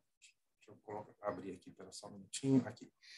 Uma abordagem multicritério para avaliar o acesso aos serviços de atenção básica no Nordeste.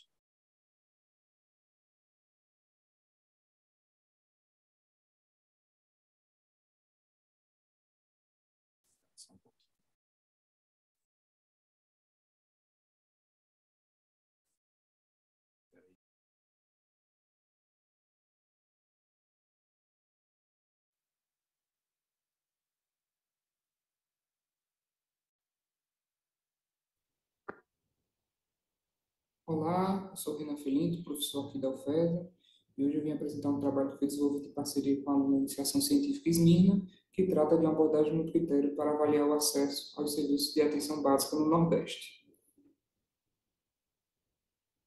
Então, introduzindo um pouco do nosso estudo, primeiro nós temos que dizer que os estudos na área da saúde fornecem informações que podem levar a descobertas que impactam a vida humana diretamente. Esse fator por si só já demonstra um pouco da relevância do estudo que nós realizamos. E aí, ao analisar a área da saúde dentre as diferentes possibilidades de análise, a gente viu que uma das mais importantes é a tomada de decisão, e focamos especificamente na utilização dos métodos de apoio multicritério à decisão para elevar a qualidade dessas decisões. E aí, olhando um pouco do acesso à saúde em termos de Brasil, nós vemos que o acesso é um dos principais fatores, porque ele que vai assegurar a vida saudável da população. Então, no caso do Brasil, esse acesso é dado principalmente pelas unidades de saúde básica, as UBS, com a atenção básica. Mas apesar de ser um fator, uma problemática que envolve diferentes aspectos, uma multiplicidade de aspectos, essa multiplicidade nunca foi considerada em seus estudos. Então, a gente sempre vê, e a gente colocou uma revisão de literatura todinha no artigo, que a gente não pode detalhar aqui por conta do tempo, que os estudos focam em um aspecto específico. Então, a gente vê muito estudo que foca na localização geográfica, por exemplo.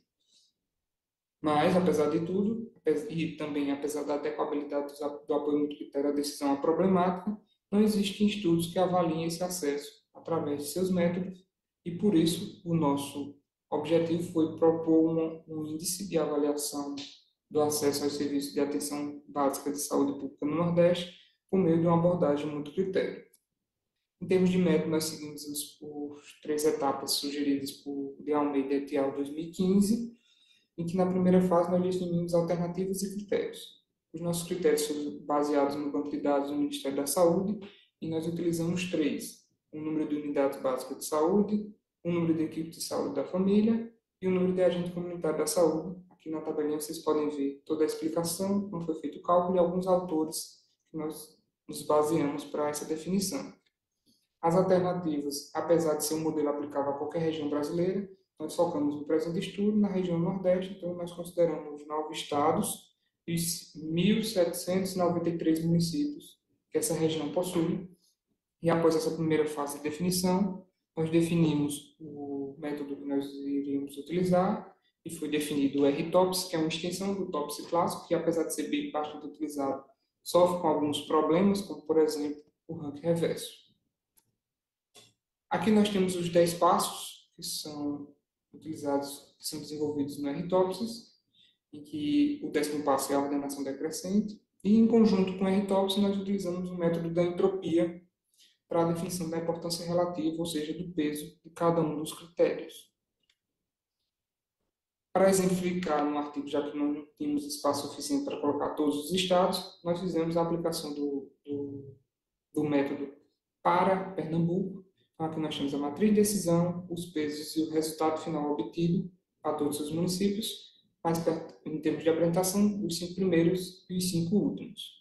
E aí, depois de aplicar em todos os outros estados, nós temos alguns achados que nós podemos apontar individualmente em termos de municípios. O primeiro aspecto é que há um melhor acesso à saúde em municípios de pequeno porte, consequentemente, um pior acesso em municípios de grande porte. E alguns fatores podem explicar isso. Primeiro é que nos municípios de grande porte existe uma necessidade de uma maior quantidade de unidades, de equipes, de agentes, para atingir toda a cobertura populacional. Então, existe sempre uma necessidade bem maior do que em municípios de pequeno porte. Um segundo fator é a acessibilidade geográfica. Enquanto em pequenos municípios, no máximo 30 minutos você chega a uma unidade de saúde, nos grandes municípios, esse deslocamento, essa distância é bem maior. Um terceiro aspecto é que existe uma superlotação nos municípios de grande porte, porque há um deslocamento da população do interior para o município de grande porte, já que muitos dos serviços de saúde não são oferecidos nesses pequenos municípios. E aí, por conta disso, uma consequência desse cenário, há uma falha em atender os serviços limitados que fazem parte da atenção básica nos pequenos municípios. E aí vai gerar esse deslocamento, como eu acabei de falar para vocês. Então, após essa primeira análise individual, nós também fizemos uma análise considerando os estados. Aqui está a formulazinha, também está no artigo. Em primeiro lugar, o melhor estado é o Maranhão e o último estado é o de Sergipe. E analisando essa classificação de forma geral, nós temos que fatores como quantidade adequada de equipes e unidades, planejamento e estratégias para avanço do acesso à saúde e uma boa distribuição são os principais fatores que contribuíram para os estados que estão no topo. Já a fragilidade na atenção básica, quantidade insuficiente de equipes e celeridade foram os principais fatores daqueles estados que estão classificados mais abaixo no nosso modelo. E aí, ainda nos resultados, nós fizemos uma análise de sensibilidade, que é bem comum nos métodos do critério, que é uma variação do peso de 10% para mais ou para menos. E, em geral, a gente viu que há uma estabilidade insatisfatória, mas que isso é algo natural, porque existe uma grande quantidade de municípios e que diferenças pequenas fazem com que as alternativas alterem de posição. Finalizando, nós concluímos que o modelo proposto, que combinou o método da entropia com R-TOPS para avaliar as alternativas do acesso à saúde, se mostraram confiáveis, e aí pode-se dizer que o objetivo foi atingido, foi alcançado com sucesso. Em síntese, além de tudo que a gente já apresentou, os achados mostram a necessidade de avaliar a problemática do acesso à saúde com metodologias que possam compreender esses múltiplos critérios, como é a abordagem no critério, e também ressaltamos que o estudo não busca sugerir que esse seja o único modelo correto a ser utilizado, mas demonstrar a clareza e confiabilidade desse modelo. Por último, o desenvolvimento do estudo foi limitado pela dificuldade de obtenção de alguns dados. Muitas vezes o site não apresentava alguns tipos de estabilidade e recomenda-se, como estudos futuros, a aplicação que sejam feitas novas aplicações em outras regiões do Brasil, como nós já estamos trabalhando nisso. Finalmente, nós queremos agradecer ao FESA, porque isso é uma pesquisa financiada, então nós agradecemos ao FESA pelo apoio e também convidamos a todos para conhecer o nosso grupo de pesquisa, o GPML. Aqui está o site, aqui está o Instagram e aqui também está o contato, o e-mail, para quem quiser tirar qualquer dúvida. Então, obrigado mais uma vez e até uma próxima.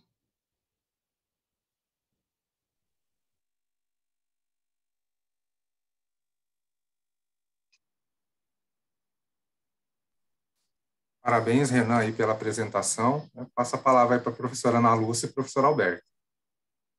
Renan, vocês fizeram... Eu sempre pergunto isso porque eu acho interessante saber o contexto, né, da realização do trabalho. O professor tem um grupo de pesquisa, pelo que eu entendi, e você participa como desse grupo de pesquisa, Renan? Primeiramente, bom dia a todos. Obrigado pela pergunta, professora Ana.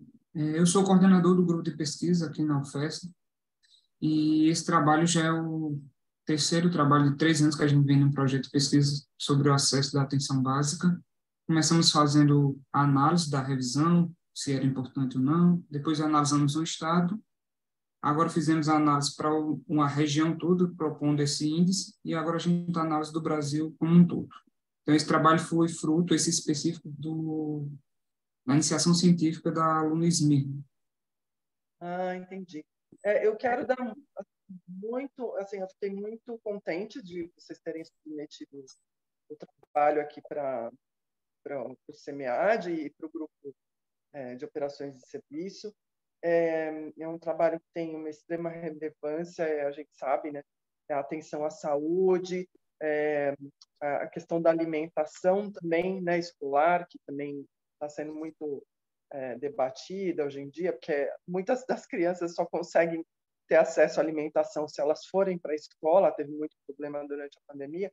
Então, são questões muito importantes que a gente tem no país. A gente tem muito problema para resolver, isso é muito bom. Eu acho que quando a academia se coloca à disposição da sociedade para resolver esses problemas, ela está encontrando o melhor caminho que ela tinha que seguir, né? Eu fiquei até emocionada aqui com esse trabalho, muito legal.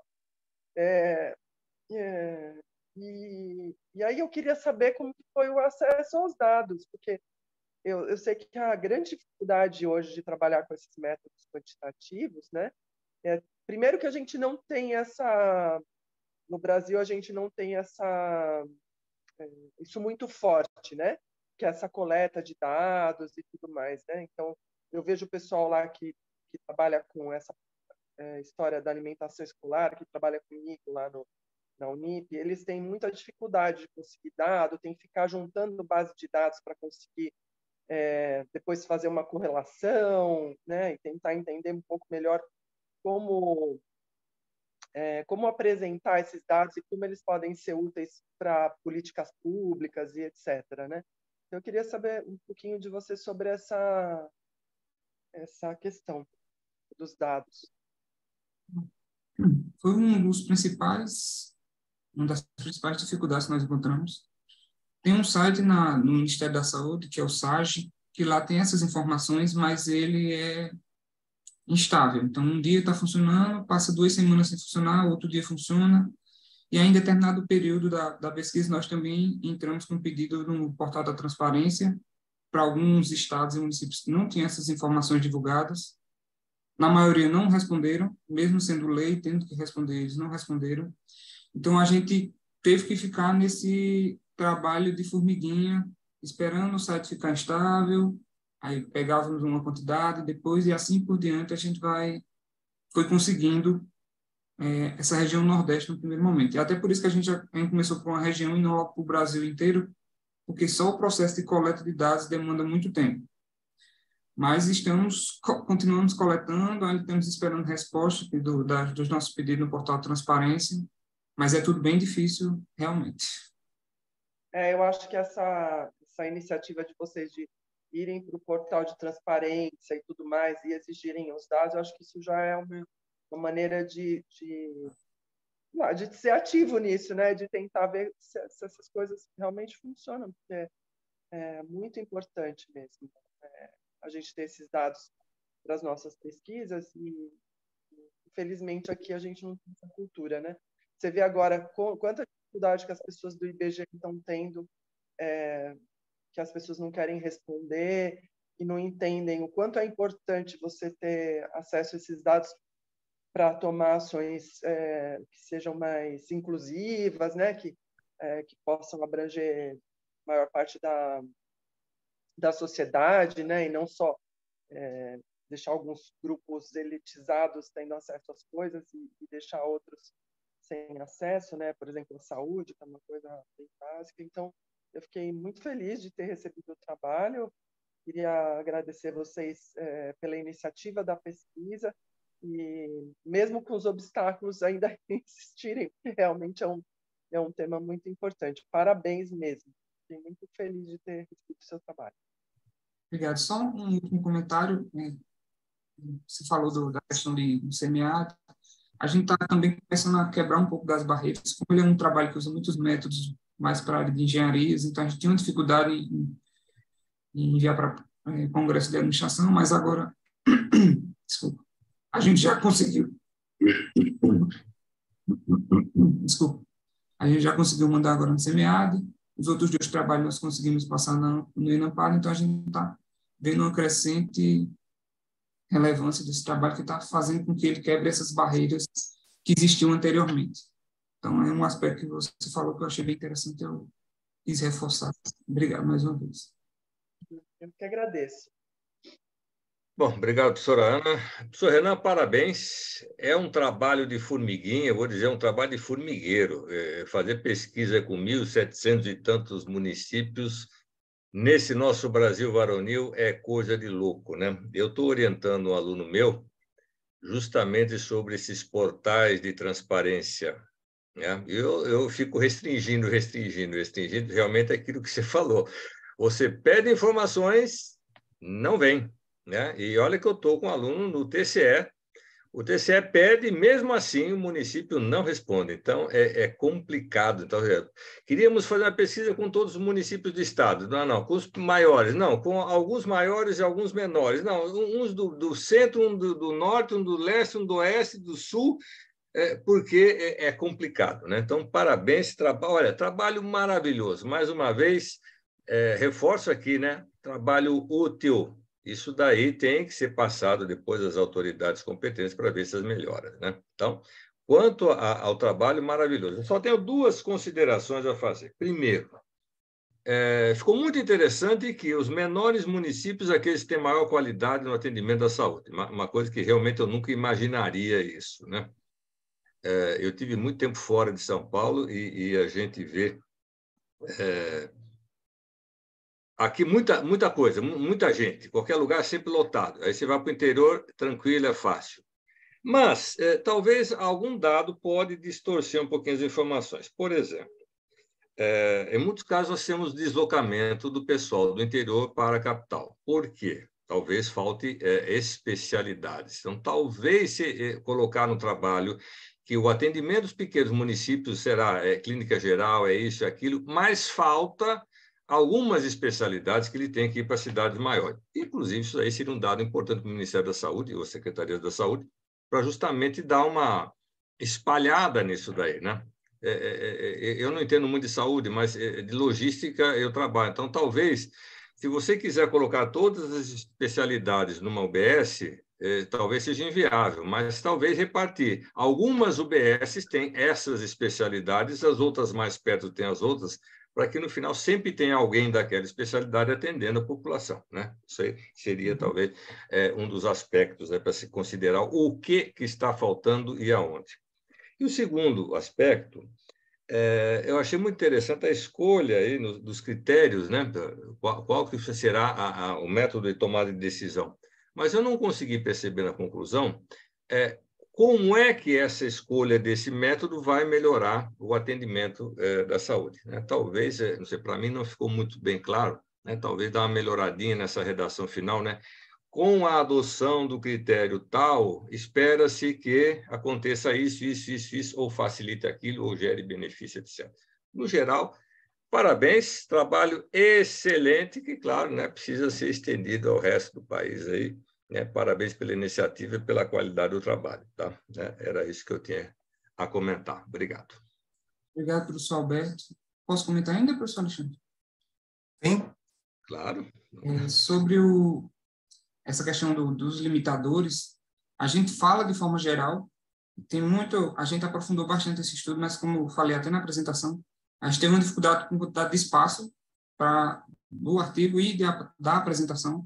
Mas, por exemplo, a gente viu muito que tem muitos municípios pequenos que têm atendimento, por exemplo, segunda, quarta e sexta.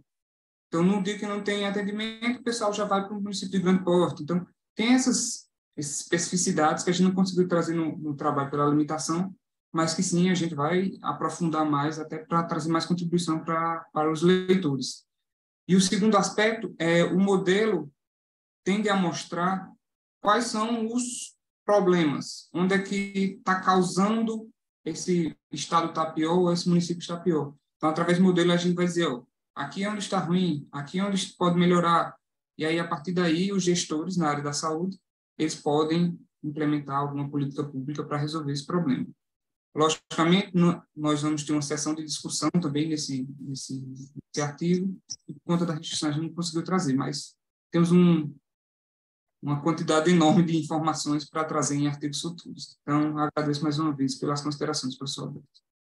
Obrigado. Eu que agora eu entendi o que você quis falar, né? Era só talvez colocar 2 linhas na conclusão e fecha, né? Porque você criou aquela expectativa, apresenta, mas faltou um detalhezinho para dizer, se usar isso resolve-se esses outros problemas. Mas beleza. Parabéns mais uma vez, professor Renan.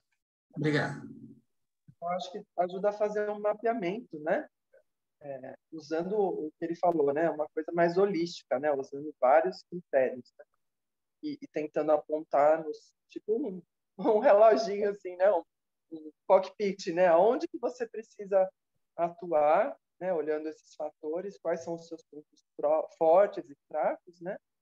E até olhar os pontos fortes, né? Tentar identificar nesse mapeamento e tentar identificar de uma maneira mais qualitativa, talvez, por que eles estão conseguindo isso, né? Eu acho que isso entrando mais a fundo, né? Esse mapeamento ali traz a noção dos critérios que são úteis para fazer esse mapeamento, mas eu acho que a pesquisa também pode, eu acho que vocês devem estar fazendo isso, né?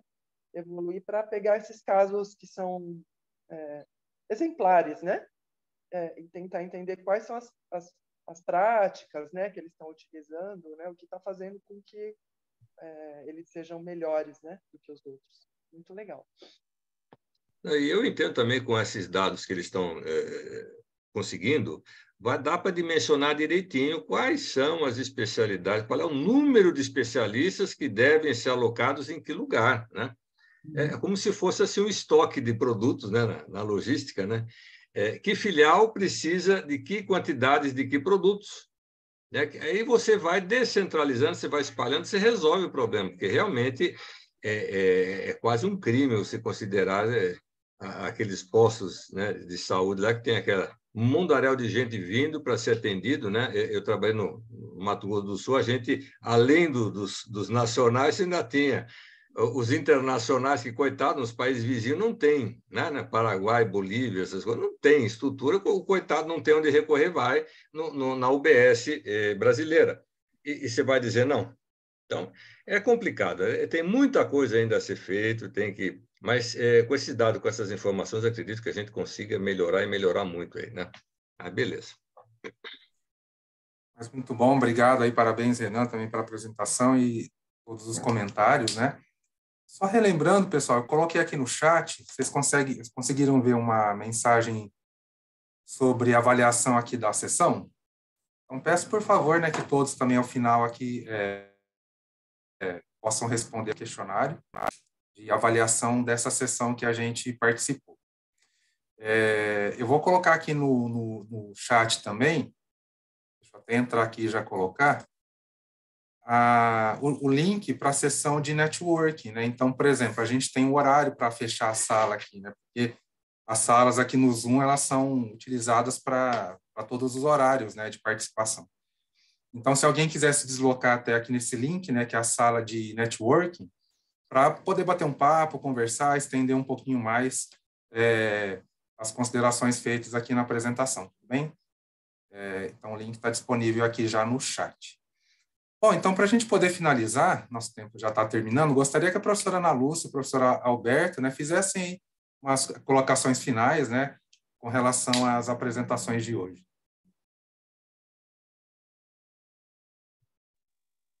Eu acho que uma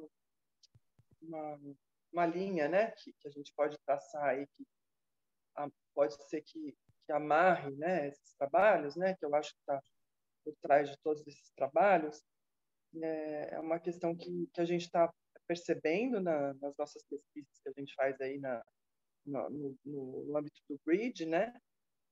Primeiro é a colaboração entre empresas, ou colaboração entre não só empresas, como outras entidades, né?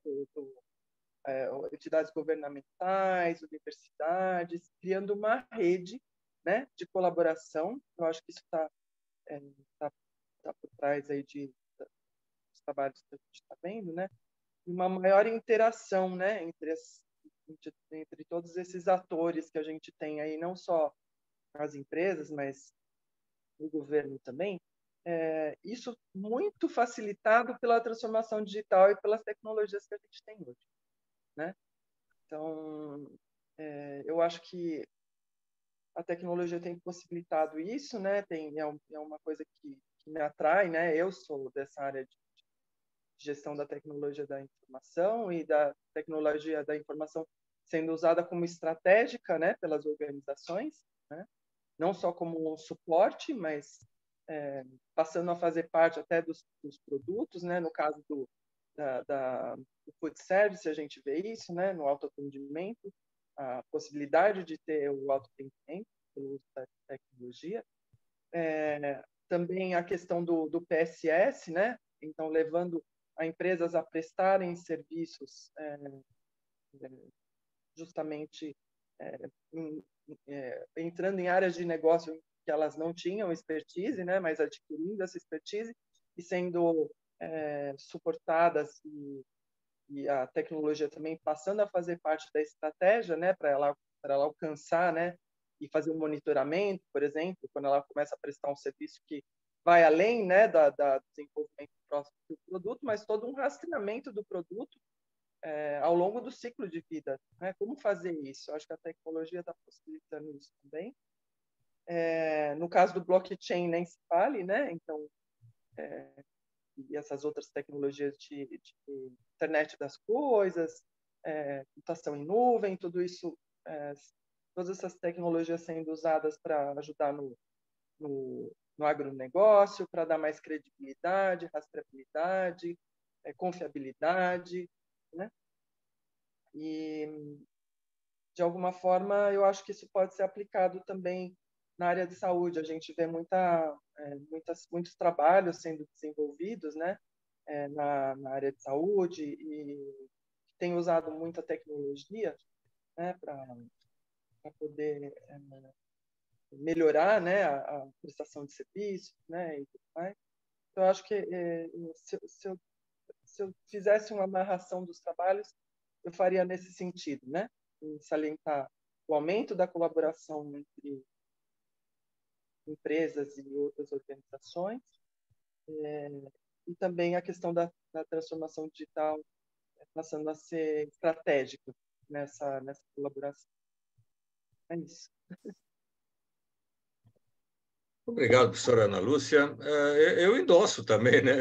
Já falou quase tudo, né? Então, foi muito proveitosa, como eu falei no início, eu fico muito feliz quando os trabalhos científicos são úteis à sociedade, né? Não ficam só restritos à academia. Mas você vê, por exemplo, hoje nós tivemos aí o caso de empresas, né? No caso do pneu, nós tivemos a parte de um restaurante com envolvimento não só do negócio, mas do comportamento humano, resistências às mudanças e aquela toda a história, né? Com novas alternativas de negócio. Infelizmente, sempre diminuindo a mão de obra, né? Isso é complicado. O que nós vamos fazer com o futuro aí para dar emprego para a turma? Nós tivemos essa parte da saúde maravilhosa que a gente não tem ideia. Quer dizer, quem não é da área não faz ideia dos problemas. A gente sempre critica, né, que não funciona, mas por que será, né? Qual que é a nossa parcela de contribuição? E a parte aí do blockchain, também é novidade importante, que pode ser utilizada e deve ser utilizada, né? Quanto maior a informação, a gente sempre trabalha que a matéria-prima da logística é a informação, né? Se você tem informação, você consegue fazer o melhor trabalho possível, você consegue atingir tudo. Agora, se você está fazendo uma coisa que você não domina, não conhece, não vai surgir coisa que preste, né? Então, foi muito proveitosa, muito útil para todo mundo aí, né? Todo mundo de parabéns, né? Foi um prazer também conhecer a professora Ana Lúcia. Agradeço, então, o convite mais uma vez aí por participar, né, dessa sala e estamos à disposição aí, qualquer coisa, tá? Um abraço, sucesso para todo mundo aí. Obrigado. Obrigado. Pessoal, vamos... Sugestão da Aline. Oi, professora, pode falar. Eu só convido os participantes a continuarem a publicar, né, no SEMEAD, mandar seus trabalhos para a gente discutir, para trazer essas questões importantes que foram trazidas e melhorar do ponto de vista, não como o professor falou, não só do ponto de vista teórico, mas também na aplicação, né? Muito importante. Vamos tirar uma foto, sim. Isso, quem puder ligar a câmera, por favor, aí, só para a gente tirar um print aí na tela, né?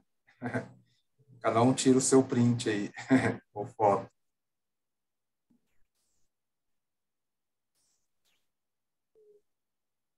Tá certo. Bom, pessoal, nosso tempo já deu aqui, né? Gostaria de agradecer muito a presença, principalmente dos professores, né?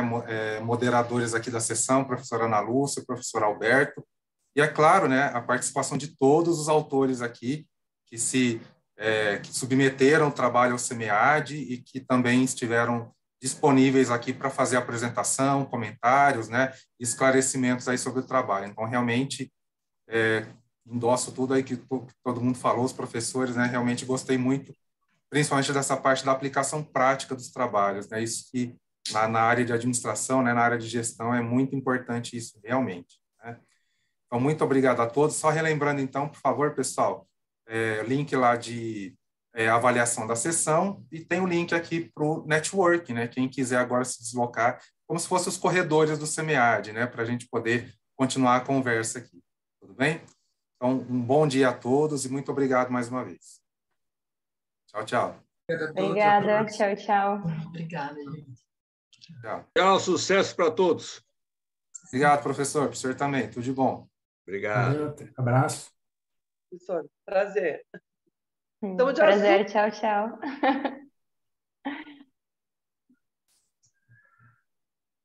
A gente não combinou, mas estamos de azul, professor. Tchau.